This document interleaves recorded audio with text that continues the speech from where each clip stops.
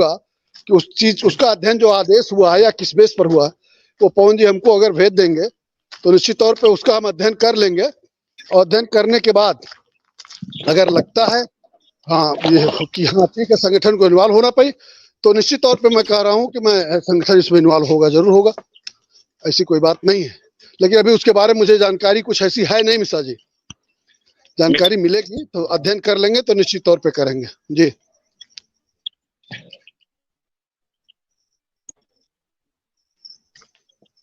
पवन जी क्या है उसमें बताएंगे जरा एक बार हमको। जवाब दिया जब तक पवन जी जरा बताएंगे उसके बारे में क्या है। पवन जी जरा बताइए मिश्रा जी को। सर उसमें ये उसमें ये है मामला कि ये पूरे देश का चर्चित विषय है देवेश शर्मा बीएड और बीटीसी। ठीक है बताएं। हाँ आ रही है आपकी आवाज मेरे पास, तो आप बोलिए बोलिए। जी पवन जी बताइए। पवन जी का कुछ नेटवर्क इश्यू आ रहा है। मुझे भी यही लगता है। हाँ इसीलिए बात पूरी नहीं कर पा रहे हैं। उनका कहना है कि वो कोई चर्चित केस है देवेश कुमार वाला, उसको लेकर वो कुछ कहना चाहते हैं और उन्होंने कि उसकी स्टडी की है। कल भी उन्होंने इसी पर चर्चा की, तो उन्होंने कहा था कि एक बार संगठन अगर इस मामले को देख ले, संगठन अपना निर्णय ले, लेकिन एक बार देखे जरूर और समझे, तो वो तभी समझा जा सकता है जब तक कोई उसके तथ्य समझ चुका हो। वो नमस्कार साथियों, स्वागत है आप सभी का आज की इस नई वीडियो में।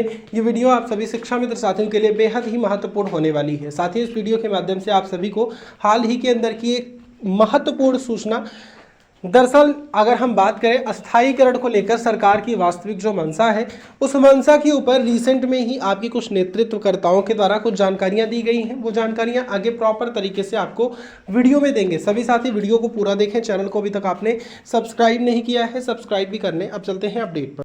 उन तथ्यों की चर्चा करें, उन तथ्यों को हाईलाइट करें तो समझने में आसानी हो जाती है। बाकी तो इतने बड़े बड़े आर्डर होते हैं, समझते समझते ही आदमी नहीं समझ पाता है आखिर इसमें लिखा क्या है। लेकिन अगर बिंदुवार किसी ने पढ़ लिया है और उस पर चर्चा कर लेता है तो आधा तथ्य समझ में आ जाता है और उन्हीं तथ्यों पर आगे चर्चा हो जाती है जी। तो शायद पवन जी से मेरा संपर्क टूटा है और मैं आपकी बात कराता हूँ। पवन जी को आपका नंबर दूंगा और पवन जी आपको कॉल करेंगे और फोन पर डिटेल जानकारी भी दे देंगे। आपका सवाल जायज है कि जब तक जानकारी नहीं होगी तब तक उस पर चर्चा की क्या की जाए।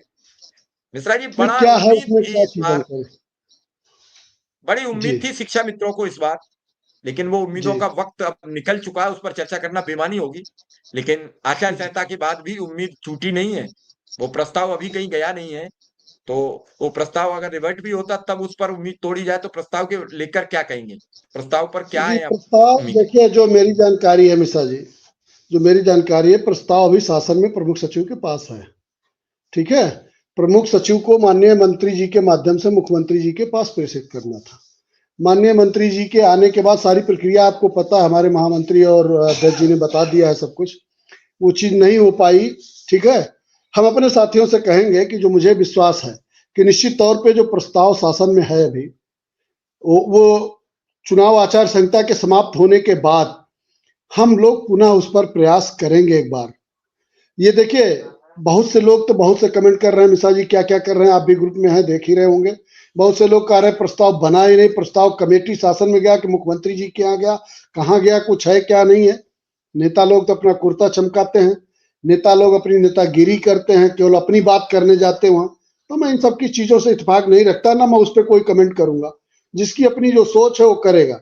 हाँ निश्चित तौर पे कुछ मर्यादाएं होती हैं, कुछ सीमाएं होती हैं, और कुछ जो हम लोगों ने संगठन का निर्माण किया था उसकी हमारी एक अपनी जो शपथ होती है। जिस तरीके से आदमी मिनिस्टर या विधायक होता है, शपथ लेता है अपने पद का, जैसे हम लोगों ने अगर संगठन का पदाधिकारी थे तो एक शपथ थी कि निश्चित तौर पे अपने आप को अग्रिम पंक्ति में खड़ा करके अपने शिक्षा मित्र समाज के हितों के लिए जो भी मुझसे बन पड़ेगा वो हम करेंगे निश्चित तौर पे। और वो हम लोग कर रहे थे।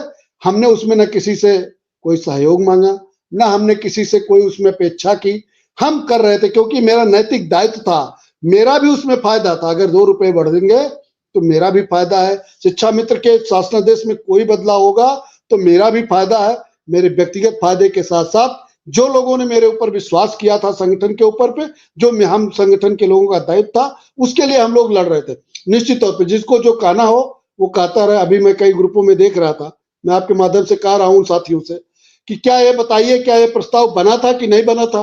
प्रस्ताव गया कि नहीं गया? मुख्यमंत्री जी के पास है कि किसके पास है? अरे भाई, मुख्यमंत्री जी के पास अगर पहुंचा होता माननीय मंत्री जी के माध्यम से, तो उस पर निश्चित तौर से या तो एक्सेप्ट होता या तो रिजेक्ट होता।